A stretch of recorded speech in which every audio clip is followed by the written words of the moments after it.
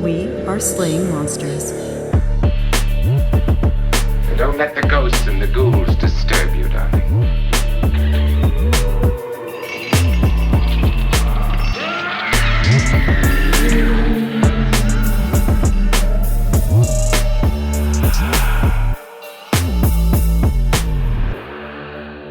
I actually saw an article just now that was like New Mexico is hiring people to hug baby bears. I was so upset about it because I fucking want to hug baby bears so bad that I actually did not read the article. I just saw this shit-eating grin person like being like, look at how nice my life is. I saw the headline and I just couldn't look anymore. What benefit is there to hugging the baby bear? I don't know because I didn't read it. I couldn't read it. I was so mad. So, like, is that a thing that bears do? Do bears, like, hug their cubs? Probably. Oh, man. They're all fuzzy and big and, like, cuddly. Do bears hug their cubs? And I feel bad. I feel like I'm a bad person for not reading the whole article out of just jealousy for the people they're hiring to do this, but I just had to embrace the darkness sometimes. Yeah. Bears, I mean, bear hugs. Yes. They do? They really do? Bears hug. Yeah. And so I guess there's a shortage of bears being hugged, baby bears being hugged. Oh, that's so cute. I know. So I'm thinking we could just, like, quit our lives and move to New Mexico hug baby bears. Go hug bears. They're hiring people to do this? This is what the article said. What is the interview? I really don't know. What is the interview to hug a baby bear? I don't know. But honestly, like, I think it'd be good. I think it'd be good for us to experiment and just try to go try to go interview for it because I'm terrified of bears. Yeah. This might help me get over it. I'm sorry, I'm just back on the interview yet, and they're like, "Hi, Marty. Thanks for coming in. So, we really like what we saw on your resume here. Can you tell me about a time in the workplace where there was an altercation or incident and you solved it by hugging?" Yeah. Also, when I did this Google search, one of the things that popped up was a Quora question: what happens when someone tries to hug a real wild bear? God. What does happen when someone tries to hug a real wild bear? I once have been almost hugged by a wild bear cub, but I never tried to hug one from my side. Oh, it was an unrequited hug. You broke that bear cub's heart. How dare you? Oh, what is... Animal. Related question. What is the safest way to hug a bear? Definitely... Face first. Definitely ass first. Wow. See, and these are the questions in the interview. How would you hug a bear? Why are bears so friendly? What? They're not. What the fuck are these people talking about? Oh my god. And this is why people go into national parks and get trampled and, like, bit. Because they're like... Why are the bears so friendly? They're fucking not. You're not fucking Mowgli. This is not Disney. It will eat your face off. Yeah. This isn't a singing bear. He's not gonna like give you fruit and sing about the fucking bear necessities. He's gonna eat your face. Yeah, and then he's gonna poop you out. The Revenant. This isn't the Jungle Book. This is the Revenant. This is the Revenant. Yeah, man. Oh my god. Speaking of vicious monsters in general. Yes. This is Slaying Monsters. I am EJ, and... This is Matt. And today... we are going to talk about the Tsavo Maneaters, which are not exactly what you would consider cryptids in the strictest sense of the cryptid word, but I think that they fit in very nicely, actually. So... yeah, well, explain to me why they fit in, please, sir. Well, good sir. Certainly. Do explain. Between March and December of 1898, 2 male lions went on a killing spree, slaughtering dozens of railway workers in Kenya. These maneless male lions tore through the camp's mobile tents and dragged their helpless workers out into the bush, where they devoured them. The severity of these attacks completely halted work on the rail line. The workers called the lions demons devils, or vengeful spirits and lived in fear of their bloodthirsty savagery until they were finally killed by a British Army colonel. To this day, they remain one of the most memorable examples of the push and pull of human technological expansion and the bestial ferocity of nature. Ooh. Yeah. All right. So I didn't know that they were called demons and stuff like that. And obviously they make sense that they would be going to those extremes, calling them these things. But Yes. it fits more into the cryptid idea to me now that they did say this. Yeah, exactly. So they're not traditional cryptids in the most traditional sense, right? Mm-hmm. But the Tsavo man-eaters have all the markers for being cryptids. Their unusual appearance, their manelessness, right? They didn't have the traditional lion mane. They had extremely out of character behavior, manhunting, right? Mm-hmm. And the fear and the reverence that they inspired are all hallmarks of the most famous cryptids in history.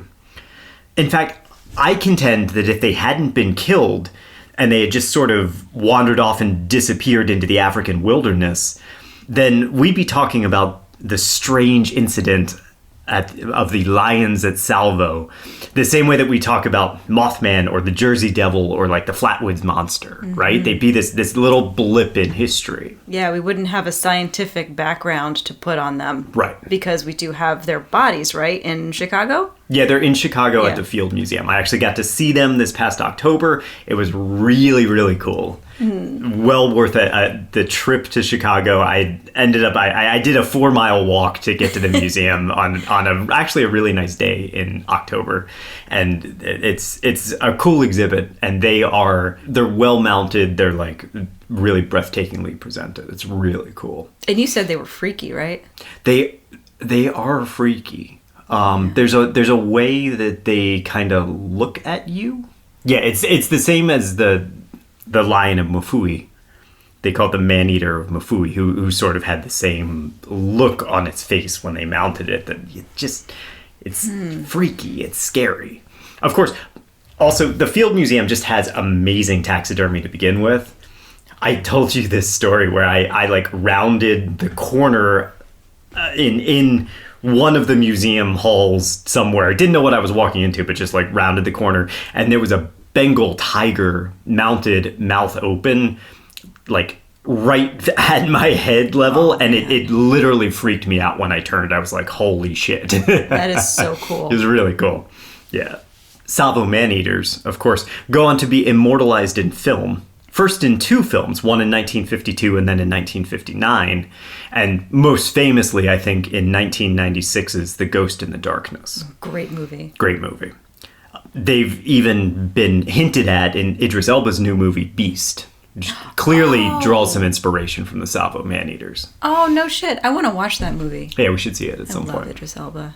The 50s, I didn't know that they made the movies in the 50s about the man-eaters. Yeah, we'll talk about it toward the end here. Okay. It was actually, the first movie was directed by Arch Oboler, who is a lost genius of film, I think. He's a really cool guy. Okay. Arch Oboler, radio show Lights Out, he was Arch Oboler's one of those guys who influenced a lot of fiction, particularly like horror, and kind of got forgotten about in later life. He also is one of the reasons why 3D is a thing. Oh, like 3D movies. Yeah, I remember you telling me about him. Yeah, in fact, getting way ahead of ourselves, his movie on the Tsavo man-eaters was the first 3D movie. No shit. Yes. What a movie to pick to be 3D. I know. Before we get into this episode, let's acknowledge our sources. I'll be using John Henry Patterson's first-hand account of the incident, titled The Man-Eaters of Tsavo, and The Lions of Tsavo, Exploring the Legacy of Africa's Most Notorious Man-Eaters by Bruce D. Patterson, no relation to John the Hunter. Later on, I'll be using a wonderful essay by Lewis Twilby, titled Railways, Race, and the Lions, The Tale of the Tsavo Man-Eaters, which was published in the Edinburgh University's Retrospect Journal. For some reason, this Patterson name seems to pop up in cryptozoology frequently. You have Patterson here, you have the Patterson-Gimlin Bigfoot film, of course. For what it's worth, it's a Celtic name, and it means son of Pat. Whoa! Whoa, that's intense. Blowing your mind already, right? It is. That's some real synchronicity. Oh, God. Oh, synchronicity. It's everywhere. It sure is. You know really what? is. You just had a drink of water. Yes. And I'll bet you anything that there is water in Africa in this story. Water actually is one of the major factors in this story. Are you freaking kidding me? Yeah. Holy shit. Synchronicity. I have a cat on my lap. And Are there cats in the story? There are cats in this story. Oh my god. For anyone who doesn't know, this is a riff on Hellier, which, even though it doesn't seem that way, I fucking adore Hellier. Yes, it's wonderful. I love Hellier to death, and I can't wait. I need them to make more seasons. Please, please, please. Yeah, they gotta make more. Give me season 3. I need more synchronicity in my life. Before we forget, I just want to let everyone know up front that this series is going to get bloody, and I'm going to describe these lion attacks in detail. Yeah, so Yeah? if you don't like it, then don't listen. Yeah, Yeah, this so. whole, it's going to be throughout this entire series, so if you're a little squeamish about those sorts of things, maybe just wait for the next one. Yeah. Now, there's a number of places that we can start this episode on these African lions, right? So, I want to start with a very, very non-controversial topic. We're going to talk about slavery. Oh, yeah, easy. Yeah, nothing hard about that subject. Yeah, easy. You know, just ease us in right here. Light banter. Yeah, light talk. light banter. Yeah. Light banter. We'll keep it light. Stay in the shallow end. Mm-hmm. So, during the 19th century, the transatlantic slave trade was in full swing. Jesus. We cannot possibly go into the various atrocities suffered by these people without making a 10-part series. But it is very important to understand what was happening, at least in the broad sense, at this time. So, somewhere around 12 to 12.8 million Africans were shipped out of Africa to points north and west over the course of 400 years. In addition, 1.2 to 2.4 million more died during the difficult voyage, falling victim to disease, starvation, abysmal living conditions, and murderous raids. Because, of course, if you were transporting enslaved people, you were subject to pirate attacks, where pirates would come in, they would take your cargo of enslaved people, and they would sell them to somebody else. Now, Canadian scholar Adam Jones called the slave trade, quote, one of the worst holocausts in human history, and referred to it as genocide. Capitalists and revisionists have a tendency to mitigate these horrors and say that the intent was to keep the enslaved people alive so they could keep working. These people like to claim that the infrastructure that was built over time as a result of the slave trade justifies these barbaric practices. The fuck? This is a legitimate theoretical philosophical argument that we built infrastructure on the backs of the slave trade. I know that's supposed to be comforting for these fucking people, but that's not comforting. I don't think it's comforting at all. I think it's fucking despicable. Disgusting. Yeah. They like to compare the work that was done by the enslaved people to concentration camps and gulags, where the intent was to kill you. Versus, you know, when you're working with enslaved people, you just make them do backbreaking labor until their bodies give out. But the labor is the focus rather than the death, right? Now, Adam Jones responds to these opinions by saying, quote, the killing and destruction were intentional, whatever the incentives to preserve the survivors of the Atlantic Passage for labor and exploitation. If an institution is deliberately maintained and expanded by discernible agents, though all are aware of the hectomes of casualties it is inflicting on a definable human group, then why should this not qualify as genocide? Mm-hmm. It's pure fucking genocide. To be completely clear, we here at Slaying Monsters take the extremely controversial stance that slavery is fucking wrong. and that people should not be forced to do labor of any kind. Now, with that off the plate, in 1833, Britain, after spending the previous century as the world's largest slave trader, decided that maybe slavery might be a little bit wrong. Maybe a little bit, right? And Britain outlawed it throughout all of its territories, with caveats. So Yeah. It's never that easy, is it? yeah. They excluded territories that were in the possession of the East India Company and a few others. And there's a really good reason why they did this, because Britain was making boatloads of money off the East India Tea Company, right? So they allowed slavery to continue at these provinces. That is so shady. Yes, right. But you get to look like these like benevolent people in the process of doing it and saying, no, we're doing the morally right thing here, but we're still going to keep them on the plantations where we grow the tea. That's fine. God damn it. Like tea was way more important. Way more important. Yeah. The money, the capitalism. I mean, the capitalism. It's all about profit. Like you said, genocide and hatred. Genocide. But and it didn't matter. Any means necessary. Just get those fucking profits. Yeah. Now, 10 years later, 1843, Britain finally changed its mind and abolished slavery completely throughout all of their territories. And an interesting little side note to all of this, part of the Slavery Abolition Act granted some financial compensation to anyone who owned enslaved people and had them working on their property, because they kind of saw it as being stripped of their workforce. Okay? What it actually was a bailout. And like all kinds of these plans, guess who paid for it? The taxpayer? The British taxpayer. The abolition bailout, as reported by David Olugosa in The Guardian, that was 40% of the year's government expenditure, amounted to about 16 billion pounds today. Oh, wow. It was the largest bailout in British history until the bank bailout following the 2009 recession. You know what fucking gets me? What? Why didn't they give the money to the people that they were enslaved? Oh.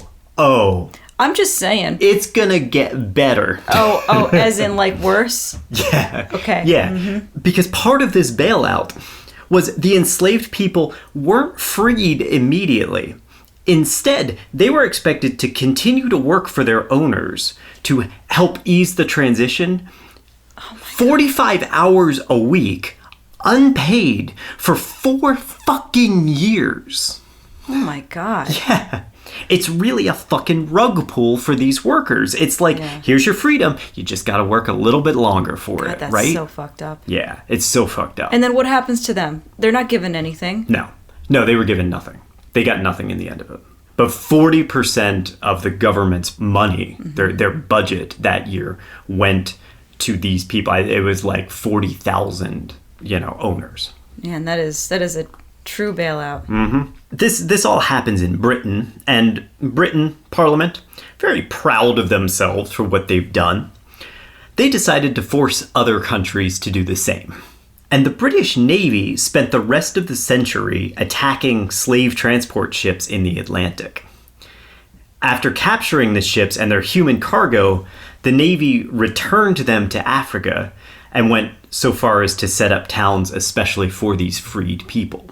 I'm not entirely clear why, but a lot of times they didn't send them back to their hometowns. They set them up in these new towns. I think that probably just took a little bit too much work. Yeah, I think it was easier, and it was easier to just dump them in place, right? They didn't care about them. My theory is the only reason they went after, the slave trade in other countries was because it wasn't principles. It was they could make more money because they don't have to pay their workers anything. Make no mistake, if you were a British Navy ship in 1860, and you were one of these that were hunting slave ships, you were hunting slave ships very specifically from Britain's enemy countries. Yeah. This is where we're a little past what we would call the golden age of piracy. right? But you're still seeing a massive expansion in the West Indies, in the Caribbean region, certainly in like America. And so they are capturing these workers from other countries and preventing the development of infrastructure in lands that were important to British expansion. Yeah, that makes sense. Yeah. Yep. Yeah. So you want to kneecap these places that Britain is eyeing up and saying like, okay, we want to invade Jamaica in 5 years, right? So we're gonna make sure they don't have any influx coming in. I don't know if Jamaica was under control of Britain at that time, but it doesn't matter. It was an right? example. Yeah, as an example. Like that's what they're doing. Absolutely. It has less to do with principle and more to do with who controls what trade routes. Right. Now, Mombasa, which was established in 1874, was one of these towns that they would dump the freed people into. That's located on the southern coast of Kenya and was known as the White and Blue City. It was the nexus of the East African Protectorate. This was essentially a place that Britain claimed control of. That's the Protectorate. They claimed control, they funneled money and resources into and out of this region, and they offered military aid to keep the peace there. Make sure that it wasn't going to be attacked by Germany or one of their enemies, right? Essentially like living on a mob-controlled block. Basically, they're keeping an eye on things. As long as you don't step out of line, nobody needs to worry about Arthur Shelby coming to their door, cutting their eyes out with a razor blade, right? Right. Yeah. This goes on for 11 years. Then in 1885, in a very gangland style move, Germany establishes a similar protectorate in what is now Tanzania. It was very clear that there was a conflict brewing between these two territories, and the British politicians became very concerned about what this meant for the rest of the continent. So we're seeing conflict developing in Africa here, right? There's already tension between England and Germany outside of this country, and then Germany rolls up and is like, oh, we're going to do the same thing. This is our protected region. Interesting. Right? I'm Yeah. an idiot. I didn't know Germany even had anything like that. Oh, over yeah. there. I didn't. Oh, yeah, they're in they had Tanzania at interests this there. time. Yep. Yeah, I think of when I think Well- of like that. I think of like the Dutch and the English, mostly. Yeah, well, here the thing is, these territories that they were working on, they had an additional element that made them intrinsic to imperial control. That was Lake Victoria in Uganda, which is the source of the Nile River. Do you know why they wanted the Nile? This is a big geography question. Does it lead to the Suez? You are 100% correct, my friend. Really? Yeah. Oh my god. Yeah. Well done. Thank you. Yeah. Charles Miller, in his book, The Lunatic Express, said this quote, "Whatever power dominates Uganda, that's Lake Victoria, masters the Nile. The masters of the Nile rule Egypt. The ruler of Egypt holds the Suez Canal." Damn straight. Precisely. Suez Canal, one of the most important trade routes in the entire world. So essentially, the Suez Canal is a shortcut, right, between Europe and Asia. So rather than needing to travel overland from China and India through Russia all the way to get to Europe, you could just sail across the Indian Ocean north between Saudi Arabia and Africa and into the Mediterranean Sea and then get to Europe that way. It was a shortcut. So by the early 1890s, British politicians had determined that the best way to keep control of the Lake Victoria region, therefore the Nile, therefore the Suez Canal, and also disrupt the African slave trade, was to establish a railroad between Kenya and Uganda, which would allow them to quickly and efficiently funnel troops and supplies between all of their territories.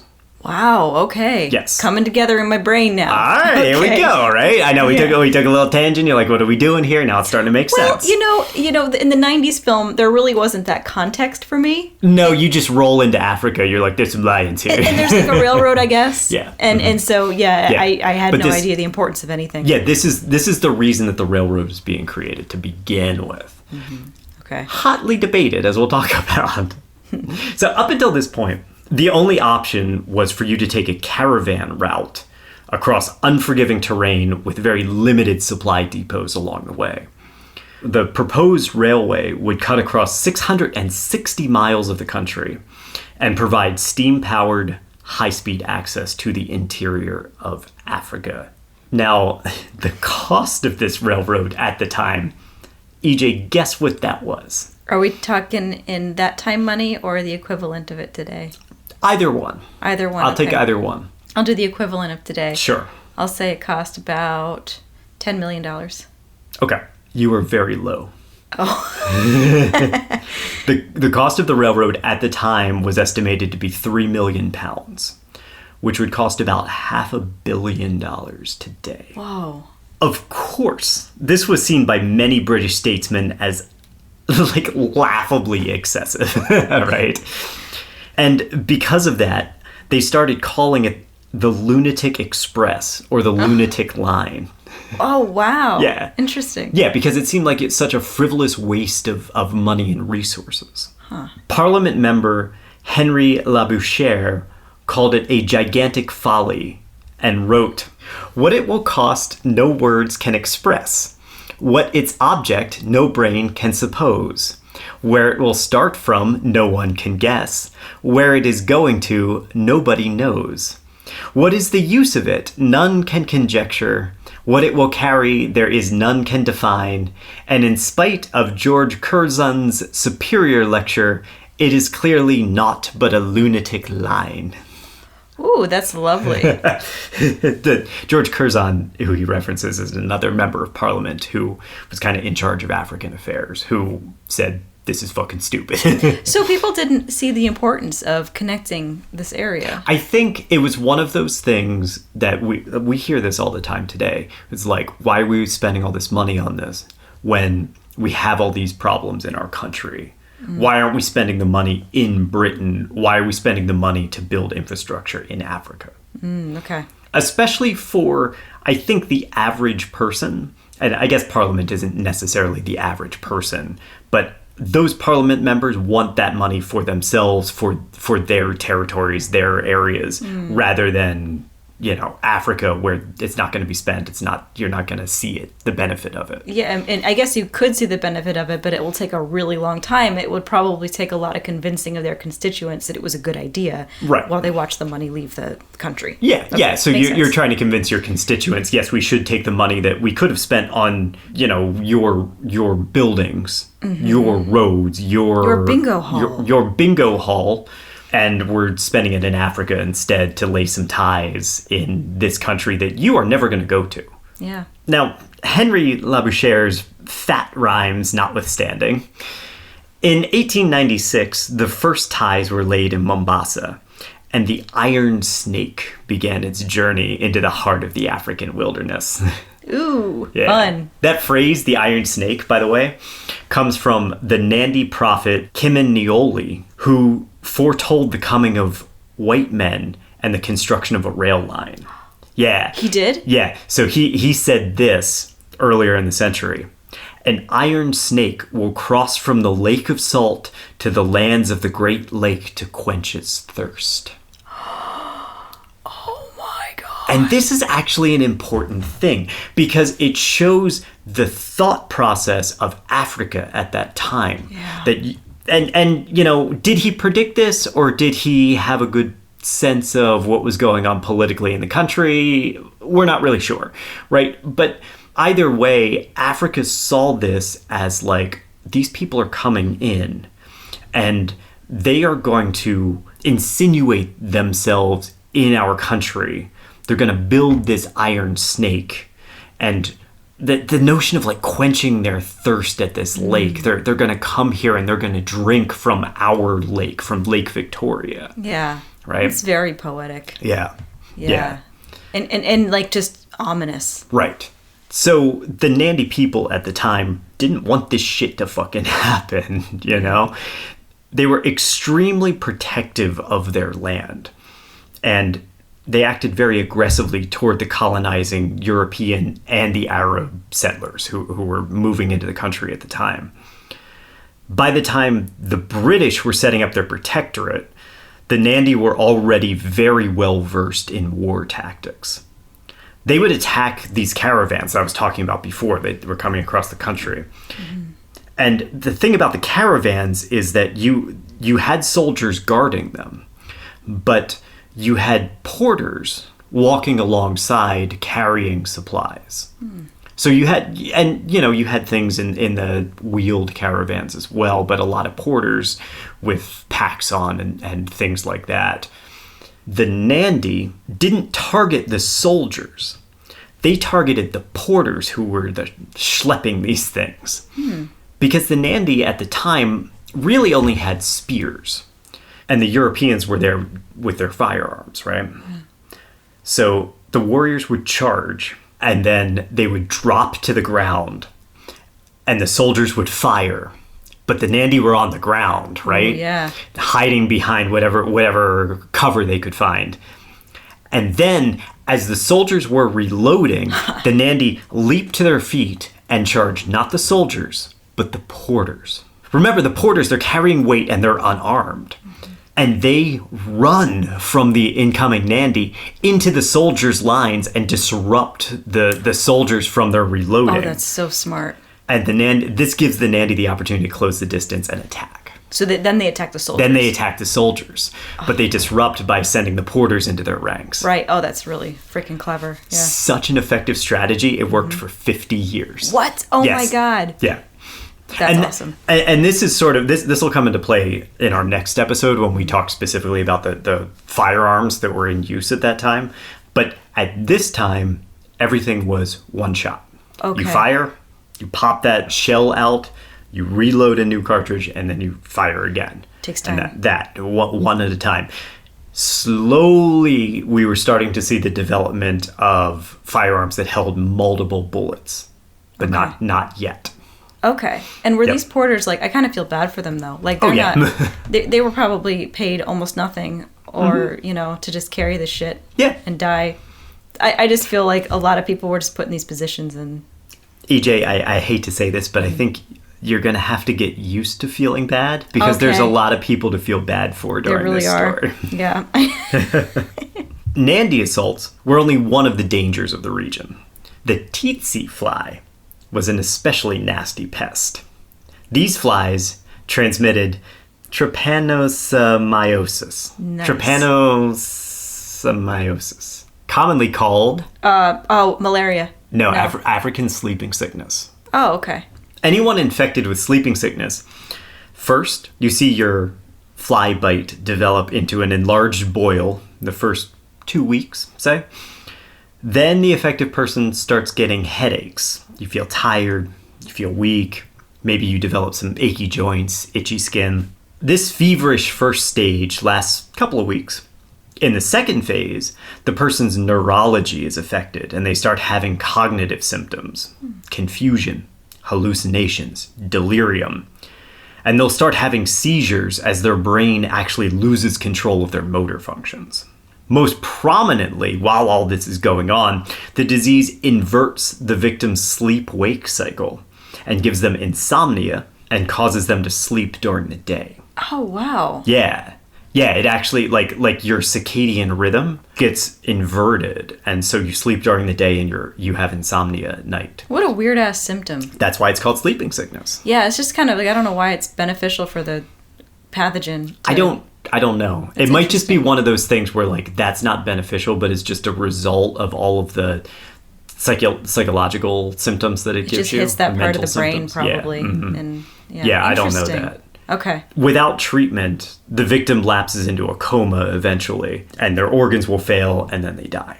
Depending on the severity of the infection, that can come within months. It could stretch on for even longer than that.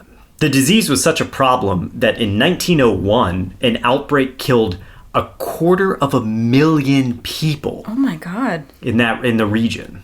At that time, they didn't even know conclusively that it came from flies. There was still debate over whether it was transmitted through human contact.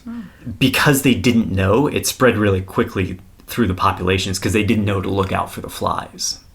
Oh, wow. Yeah. That's kind of like the Black Death. I think they didn't know it was rats. Yeah. Part of the reason that it did spread so fast actually came to light recently. In 2008, there was a paper published by the French Agricultural Research Center for International Development. And they showed that once tsetse flies feed on a species, they tend to return to the species over and over again. They sort of get a taste for it.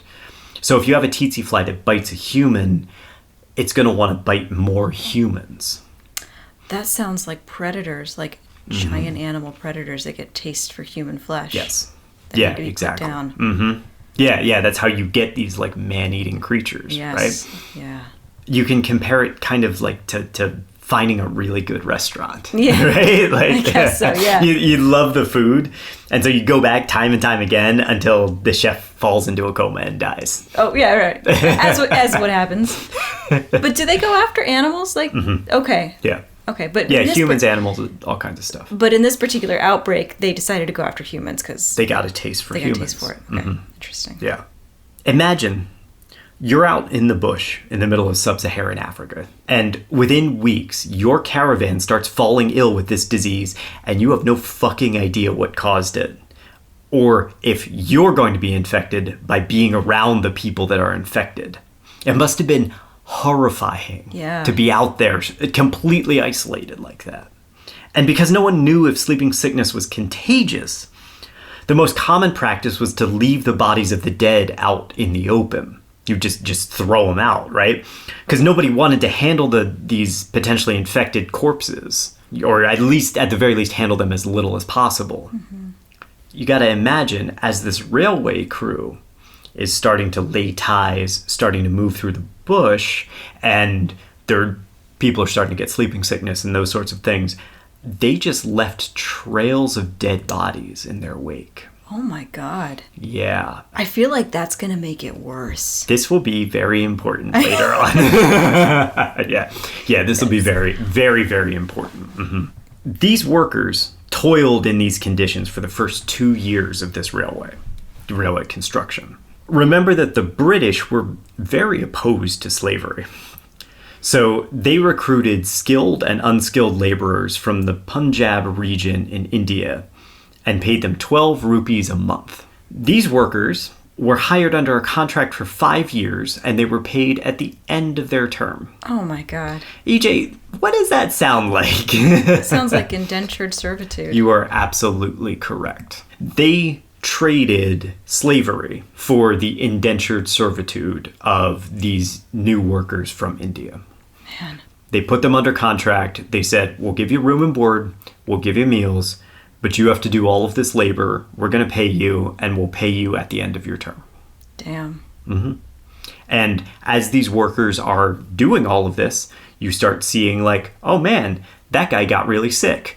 Oh, wow, he's dying. Let's throw his body out in the middle of the bush and move on. It's almost as if these people running this knew how hard and bad and terrible it was going to be, because if they were paying them month to month, they'd be more likely to leave. But you're in for a penny, you're in for a pound. Like you're not seeing the money. So It was a way to control desertion. Yeah. There was still a healthy amount of desertion. Okay. Because, of course there was, because it was horrible conditions. But yeah, they were doing it specifically to try to keep people working. Yeah. At this point, there had been several major railways built in India already, spurred on by the East India Company. At the time, there were around 9,000 miles of track laid across India, running all over the country, connecting the major ports of Mumbai, Madras, and Calcutta.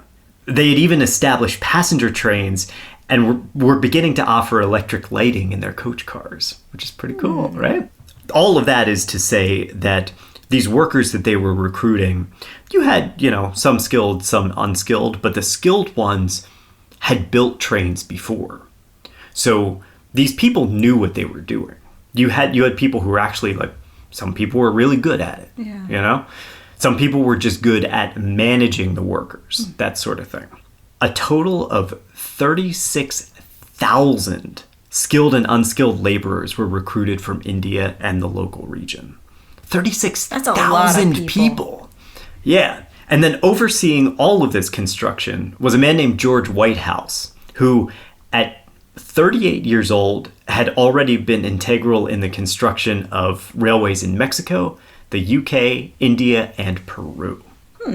So this was not, despite, the claims of the lunatic line and the waste of resources and all of these things, this was not a fly-by-night operation. Like, these people were good at what they did. Yeah.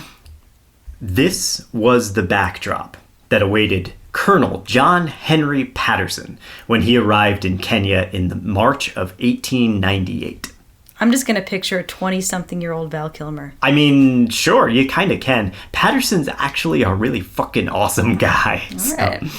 He'd been assigned to oversee the project by the Ugandan Railway Committee. In his officer's training, he'd shown talents for engineering, which was probably why he was picked to manage the project. Israel Zangwill describes Patterson this way: a man of simplest and most lovable character, imperturbable, breezy, hopeful, and humorous, a crusader in a truly Christian spirit. I guess he was a nice guy. He's a good guy. All right. He's actually a pretty good guy. And this is something that I was going to talk about a little later, but we'll talk about it now because it's cool and it gives a good insight into Patterson's character. Later on, when Patterson fights in World War II, he serves as the commander of the Jewish Legion, which later becomes the Israeli Defense Force. Oh, wow. Yeah. No way. Yeah. He was a Protestant, but he was very, very outspoken in his support for Zionism.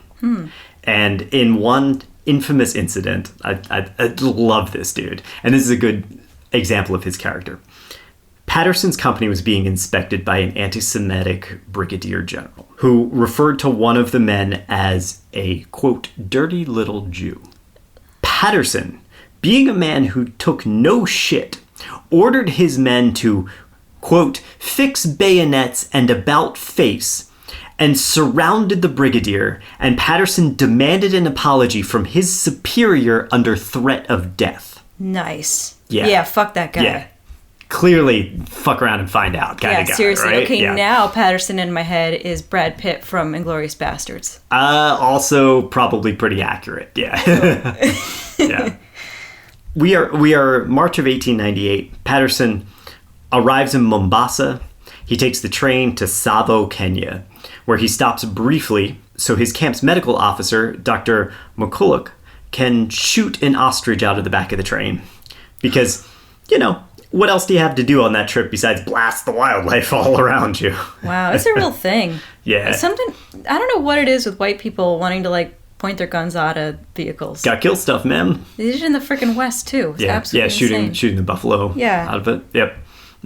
Lazy. Patterson himself, I'll admit, was eager to bag a hippo on his trip. That was one of the things he wanted to do in Africa.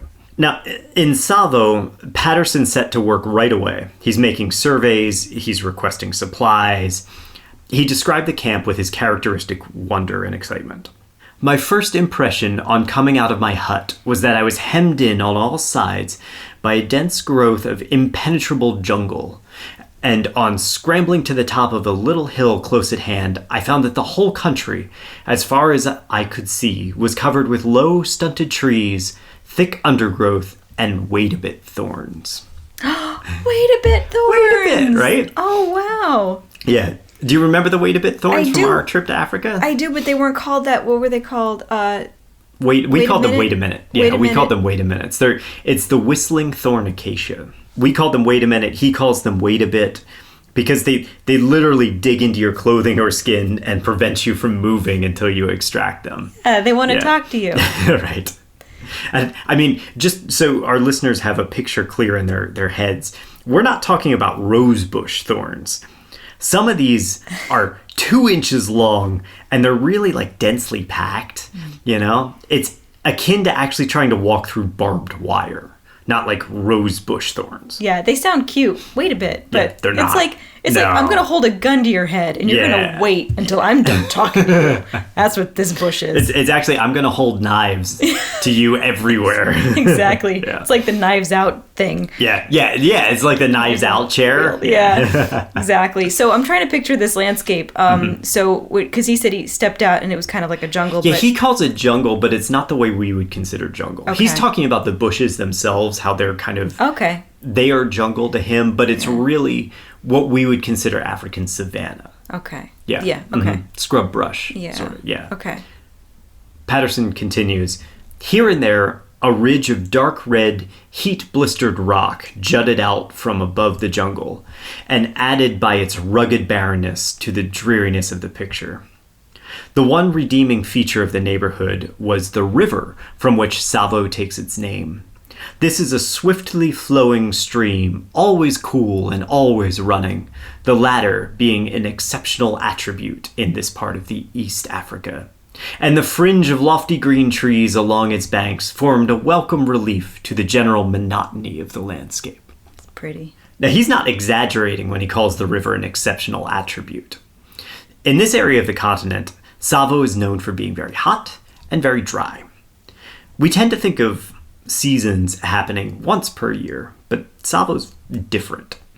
January and February are hot and dry months. March through May gets wet and rainy. June through September, it's exceptionally dry. And then October through December is peak rainfall again. Temperatures, fairly consistent. Average highs between like 80 and 90 Fahrenheit, 28 to 32 Celsius. Lows, you're dropping down to like the 60s, maybe that's like 18 degrees Celsius. That sounds nice. Patterson arrived at the tail end of the February dry season, at a time where the arid climate would have driven local wildlife to the few remaining water sources, like the Tsavo River. So the workers there would have seen elephant, giraffe, wildebeest, zebras, maybe even the occasional buffalo, as well as kudu, klipspringers. Those are members of the antelope family. But the peace of this bush camp was very short-lived. Within Patterson's first few days, 2 of the Indian artisans disappeared from their tents in the night. Patterson shrugs this off, mostly because the men had been saving their money up. He assumed that this was murder, that somebody had killed them and taken their money and dumped their bodies. And he reports it to the railway police and says, okay, they're going to deal with this matter. Can I, real quick, how would they be getting money if they were holding the funds until after the job? They gambled. They did all sorts of. They didn't come with nothing. Okay, so they came with something to. Yeah, they came with something, and then okay. they gambled, and they like sold supplies between themselves and stuff. There was a little bit of. Do you remember when we were watching Hell on Wheels, and you would see those mobile camps and stuff like that? You had things like that. So you had like supply tents, and I'm sure there was gambling. There was definitely liquor and things like that. Okay. Unfortunately, Patterson's flippancy comes back to bite him, and bite him hard. No more than 3 weeks into his assignment in Tsavo, a worker burst into Patterson's tent early in the morning, hollering that someone had been dragged away and devoured. What the fuck? Yeah, early morning, right? This is what he woke up to. Damn.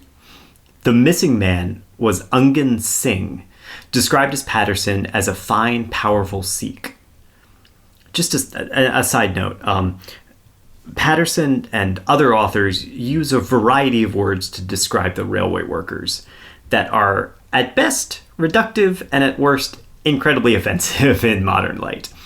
As such, we will be referring to them as railway workers or artisans. Because, in my opinion, anyone who's doing skilled ironwork and carpentry on a large scale deserves to have their skills respected. Definitely. Patterson rushes to Singh's tent. There's 12 men sleeping in the tent. Okay, that's sort of the standard for this. You would have these tents with a bunch of people sleeping in them. The men describe what happened. They say a lion without a mane shoved its head through the tent's open door, grabbed Singh by his throat, and pulled him outside. And the rest of the men, the other 11 men in that tent, lay frozen in terror in their beds and listened as Singh struggled outside and ultimately died. What the fuck? Yeah.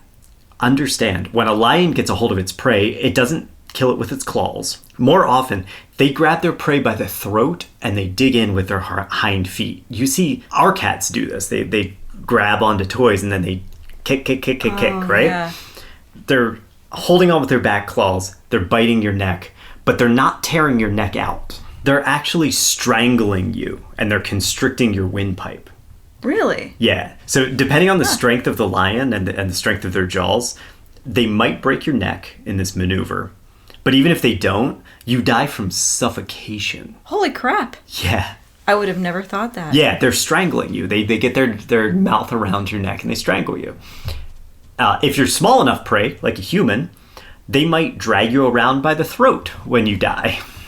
Oh, right. And I guess maybe that's what it is when I see those horrible videos when the lions jump on like the wildebeest and there's hanging off of it. Bigger prey like a buffalo or a wildebeest or something like that, the lion will latch onto their throat and then they'll let it run. And what happens is this poor animal is dragging a 300-pound clawed weight around by its fucking throat. And eventually it collapses under its own weight and gives the lions the opportunity, and they'll either roll on top or the other lions will come in and they'll finish the ordeal. Mm-hmm. Outside of the Indian's tent, Patterson found lion tracks and drag marks that led off into the bush. He followed these marks and he found blood pools, and he theorized that the lion was licking Singh, and the rough texture of its tongue was so abrasive that it flayed the skin off his body. Lions actually do this too, by the way. They remove the dirt and the fur from their kills by licking it, because cats are hygienic and they don't want to eat something that's covered in dirt. Oh my God. Yeah. They have standards. Yeah.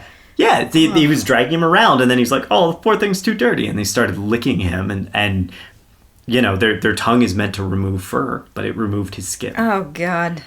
Patterson tracked the lion until he found Singh's half-eaten body. Blood, flesh, and bone covered the ground surrounding the area. The man's head had been severed from the torso and lay a few feet away from his body. Oh my God. Patterson describes it. The unfortunate man's head had been left intact, save for the holes made by the lion's tusks on seizing him, and lay a short distance away from the other remains. The eyes staring wide open with a startled, horrified look in them. Poor Singh. Yeah. Holy shit. Yeah, he was just sleeping in his tent. Examining the marks around the site, Patterson identified the tracks of a second lion. There seemed to be a fight over Singh's body, which probably explained the severed head. The first lion grabbed the man by the head, the second by the body, and the man's wounded neck gave out during the struggle and tore his body apart. Uh-huh, okay. Yeah, uh-huh. Yotsi's eyes are really wide right now. Yeah, I know, bud. The trail went cold here. And with little else to do, Patterson and the workers who followed, piled stones over top of the body as a rough burial. And Patterson took the head back so the medical officer could examine it and confirm the identity of the victim. Mm-hmm. Patterson in particular talked about how haunting it was to carry this gruesome souvenir and felt like the dead eyes were constantly watching him. And so, with his breakfast thoroughly ruined, Patterson swore to kill the lions. But he had no idea how vicious his quarry was, or how close he would come to death himself before bringing the predators down. And that's where we'll pick up next time. Oh, God damn. That is... It's intense. That's really intense. Yeah, it's an intense one for sure. I just feel so bad for all these people because it's like they're not even getting paid that much, if they're at not. all. And yeah, they're not. And they're dealing with this. And that's why, you know, like I said, people fled. Yeah, and I bet they fled a lot when it was going down with the lions. Yeah, this is still the beginning. Mm-hmm. There's been attacks here and there, and you kind of expect to see some wild animals and stuff like that. But this is the start of unprecedented levels of brutality on these people. Because it's still not normal behavior. It's not. To pull somebody out of their tent at night like that. No. I mean, you got to think about, there are thousands of people in these campsites. That there would be a couple different sites along the the train tracks. Because remember, we're talking about 20 to 30,000 people on this job, right? Yeah. So you'd have different campsites, but you still have a lot of people. You have a lot of activity. And lions, they're not really... We're going to talk about this in the future, but they're not really built to be manhunters, generally. Like, humans don't make for good lion prey. Yeah. There's not a whole lot of meat on our bones. And certainly to go into that environment where there's a bunch of people around, there are guns, it's loud, it's smelly, all of these things, it's very out of character for lions. Yeah, and they're pack hunters, so putting them in a position like that would be dangerous for them, for the pack, because for the pride, I guess. The pride. They're not wolves. Yeah. Yeah. But we're going to talk about all of that. We're going to talk about the unusualness of the hunting strategy, and then we're going to talk about some of the reasons behind that strategy, why these lions in particular became not only adept at doing it, but the pressures that drove them to do it. Awesome. Yeah. I guess. I don't. Man. It's bloody. It's bloody. It's gruesome, and it's hard. Yeah. It's for really sure. tough. But you can see why I was talking earlier. You know, again, if we never got the lions' corpses or anything like that, you just say, "Wow, that was really weird. What a strange incident that happened all these years ago. Those must have been strange lions. They must have been different." Yeah, because you're going to put together theories on how animals behave normally. Exactly. And they don't fit into those places. And Yep. so, of course, some people would probably say, okay, well, then it's a new form of animal. Right. It's completely new. Yeah, or some offshoot or something like that. Yeah, Yeah. it wasn't a real lion, especially when you're like, oh, it didn't have a mane. Like, Exactly. Yeah, something wrong with these lions. Yeah. Oh, it's in a weird way, though. It's making me kind of miss Africa. Africa's awesome. Africa's beautiful. Yeah, we went to Africa. It was an amazing experience. I've been there twice on photography safaris. We kayaked down the river. We're going to have to tell the story of how we almost got eaten by hippo at some point. We will. Probably. I'm sure it'll come up at some point. Yeah. Yeah. Yeah. And lions, by the way. And lions. Yeah, we walked up on Yeah, we lions. walked up on lions. It was an accident. We didn't mean to, but Very cool. very I highly beautiful place. recommend it. Africa's beautiful. Yeah, it's beautiful. All right. Well, I guess until then, I don't know. I can't give anybody advice on camping because now it's scary. Don't walk up to bears. Don't try to hug bears. Don't try to hug lions. Just don't try to hug any wildlife. Don't hug the wildlife. Yeah, don't hug the wildlife. I think That it's is a bad my idea. takeaway. Yeah, that's a good takeaway. Not that any of the victims of these lions did try to hug them. We are not victim blaming. I don't believe that Singh was trying to hug the lion Definitely at the time. not. Definitely not. Although it would be kind of hard for me not to be like, oh, he's so cute, as the lion was attacking me. There would absolutely be that one moment where I'd be like, oh, look at the cute animal. I know, me too. Especially if I'm scared of bears, but they're so cute that if it was like attacking me, I'd be like, oh. See, you try to hug him, right? Yeah. That's what happens. But I'd be like horrified at the same time. Don't hug wildlife. Yes. And be safe out there. Be safe. Till Thanks for next listening. time. Thanks for listening, everybody. Bye. Thanks for listening to Slaying Monsters. If you like the podcast and what we do, please share it with others or leave us a rating and review. For questions, suggestions, and other feedback, reach out to us, slayingmonsterspodcast@gmail.com, and stay up to date by following us on Instagram @slayingmonsterspodcast. Your support helps us grow, and we are truly grateful to have our listeners and community.